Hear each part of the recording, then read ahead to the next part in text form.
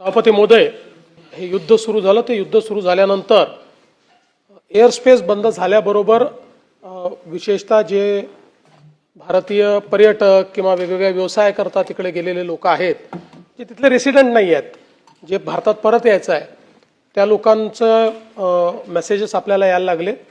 आपण तात्काळ केंद्र सरकारच्या जी परराष्ट्र मंत्रालय आहे त्याच्याशी संपर्क केला. त्यांनी एम्बसीला सगळीकडे ॲक्टिवेट केलं, सगळ्यांना एम्बसीशी संपर्क साधायला सांगितला.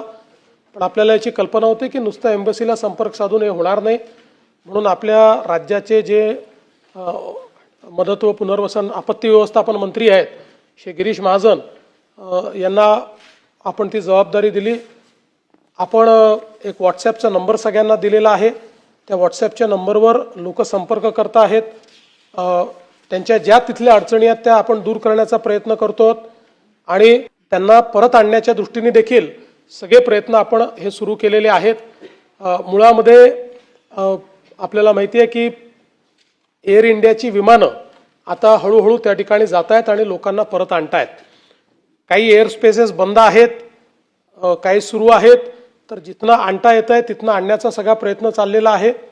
विशेषतः कुवेतमध्ये हा प्रश्न निर्माण झाला होता की आपले जे ट्रान्झिटचे पॅसेंजर्स आहेत कुवेतमध्ये, त्यांच्याजवळ विजा नसल्यामुळे त्यांना अडचणी होत्या. पण तिथेही आपल्या एम्बसीनी प्रयत्न करून त्यांना आता एका ठिकाणी थांबवलेलं आहे किंवा एअरलाईननीच थांबवलं होतं, पण त्यांना अडचण येणार नाही अशा पद्धतीनं तो प्रयत्न देखील आपल्या वतीनं करण्यात आलेला आहे. विशेषतः जे काही वेगवेगळे आपले त्या ठिकाणचे मंडळ आहेत, मराठी मंडळ वगैरे, यांना देखील आपण ॲक्टिवेट केलेलं आहे. त्यांच्याही माध्यमातनं जे काही आपले तिथले लोक आहेत त्यांना आपण मदत करतोय, त्यांच्याशी संपर्कात आहोत. व्हिडिओच्या कॉलच्या माध्यमातनं स्वतः गिरीश महाजन त्यातल्या अनेक लोकांशी बोललेले आहेत आणि त्यांच्याशी चर्चा देखील केलेली आहे. आपल्या इथे आपले जे चीफ ऑफ प्रोटोकॉल आहेत श्री गावंडे, त्यांना देखील आपण ही जबाबदारी दिली होती, कारण ते फॉरेन सर्व्हिसचे ऑफिसर आहेत. त्यांनी त्या ठिकाणी विशेषतः आपल्या एम्बसीची बैठक घेऊन आणि ज्या काही SOPs आहेत त्या SOPs तिथले जे आपले नागरिक आहेत त्यांना त्या दिलेल्या आहेत. त्या आपल्या माझ्या ट्विटरवरनं माझ्या Xवरनं मी त्या पोस्ट केलेल्या आहेत, त्या आपण पाहू शकता. दोनदा आपण सगळ्या पद्धतीनं काय काय लोकांनी करायचं आहे किंवा काय करू नये या गोष्टी देखील त्यांच्यापर्यंत पोहोचवलेल्या आहेत. आणि आपण जे सांगितलं ते देखील सत्य आहे की आमचे उपमुख्यमंत्री यांनी या ठिकाणी स्वतः त्यांच्या पक्षाच्या वतीनं ती व्यवस्था केली होती आणि लोकांना त्यांनी त्या ठिकाणून परत आणणं ही अतिशय स्तुत्य अशा प्रकारचं हा उपक्रम आहे. राज्य सरकारने केंद्र सरकारशी चर्चा करून ही भूमिका मांडली होती की राज्य सरकार जे काही महाराष्ट्रातले लोक तिथे आहेत त्यांना आणण्याकरता व्यवस्था करू इच्छिते, परंतु केंद्र सरकारने त्या संदर्भात हे सांगितलंय की सगळी राज्य अशी प्रयत्न करतील तर त्या ठिकाणी किऑस तयार होईल.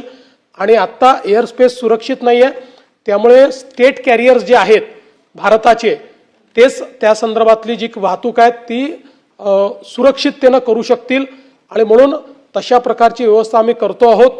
त्यांनी हे देखील सांगितलं की काही ज्या एअरलाईन्स आहेत त्या एअरलाईन्सची आता काही विमानं उपलब्ध होत आहेत, काही विमानं आपले एअर इंडियाची त्या ठिकाणी जात आहेत. त्यामुळे ती जी काही इव्हॅक्युएशनची प्रोसेस आहे ती केंद्र सरकारच्या अखत्यारीतच त्या ठिकाणी झाली पाहिजे. अन्यथा म्हणजे समजा असुरक्षित एअरस्पेसमध्ये एखादं विमान गेलं तर आपल्याला समजू शकतो आपण की त्या ठिकाणी काय होऊ शकतं. आणि म्हणून त्यांनी राज्य सरकारला हे ॲडवाईस केलं आहे की तुम्ही जे काय आहे ते हे केंद्र सरकारला करू द्या, हे राज्य सरकारने करू नये. म्हणून आपण त्याच्यामध्ये पुढे जात नाही, तर राज्य सरकारची त्या संदर्भातली सगळी तयारी आहे. पण केंद्र सरकारने आता त्याची सुरुवात केलेली आहे आणि मला अपेक्षा आहे की पुढच्या 2-3 दिवसामध्ये हे सगळं इज आउट होईल आणि जी काही आपली मंडळी आहेत ती येऊ शकतील. तोपर्यंत त्यांच्या ज्या काही व्यवस्था लागतील आपल्याला, म्हणजे जसं मगाशी तांबेसाहेब म्हणाले तसं आम्हालाही लोकांचे मेसेजेस येतात, मंत्र्यांनाही येतात, आमदारांनाही येतात, ते माझ्याकडे फॉरवर्ड करतात. लगेच आपण MEAलाही कळवतो आणि आपल्या हेल्पलाईनच्या माध्यमातूनही त्यांना जी मदत पाहिजे ती मदत करण्याचा प्रयत्न करतो. आपले आमदार मिहीर कोटेचा जे आहेत त्यांनी देखील दुबईमध्ये त्यांच्या ओळखीतले लोकांच्या माध्यमातून त्या ठिकाणी एक सगळ्यांकरता जेवणाची व्यवस्था दोन्ही वेळची ही त्यांनी सुरू केलेली आहे. म्हणजे ज्यांचे, कारण काही लोक असेही असतील की पैसे कमी आहेत किंवा कमी पैसे घेऊन गेले होते तर त्यांच्याकरता ती व्यवस्था देखील त्यांनी केली आहे, तिथे ती पब्लिसाइज केली आहे, तिथे लोक जाऊन जेवण देखील करतायत. त्यामुळे वेगवेगळ्या पद्धतीनं ही मदत करण्याचा आपला प्रयत्न आहे.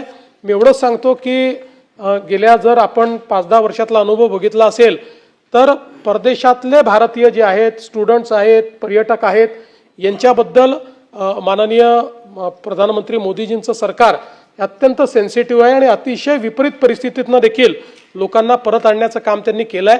त्यामुळे केंद्र सरकार पूर्णपणे या बाबीवर लक्ष ठेवून आहे आणि लोकांची सुरक्षितता आणि युद्धाची परिस्थिती यातनं लोकांना परत आणण्याकरता सगळ्या उपाययोजना केल्या जात आहेत. सगळ्या लोकांना या ठिकाणी सुरक्षित परत आणण्याचं काम हे केंद्र सरकार करेल आणि राज्य सरकार सातत्याने त्याचा पाठपुरावा करत राहील. आपल्यापैकी कोणाकडे जर असे मेसेजेस आले तर ते आम्हाला फॉरवर्ड करा. आम्ही ते MEAला देतो आणि MEAकडनं डायरेक्ट त्यांच्याशी संपर्क साधला जातो आणि त्यांना आश्वस्त केलं जातं की बाबा त्यांच्या अडचणी असतील तर त्या अडचणी सोडवल्या जातात आणि त्यांना आश्वस्तही केलं जातं की कधी त्यांची इव्हॅक्युएशनची व्यवस्था होऊ शकते हे टेंटेटिव्हली त्यांना त्या ठिकाणी सांगितलं जातं.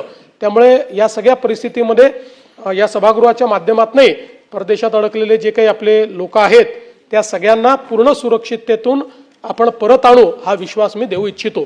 दुसरं, आपण बाकी ज्या गोष्टी सांगितल्या तेलाचं वगैरे, तर त्याची आत्ता तरी आपण काळजी करू नये, केंद्र सरकार करते आहे.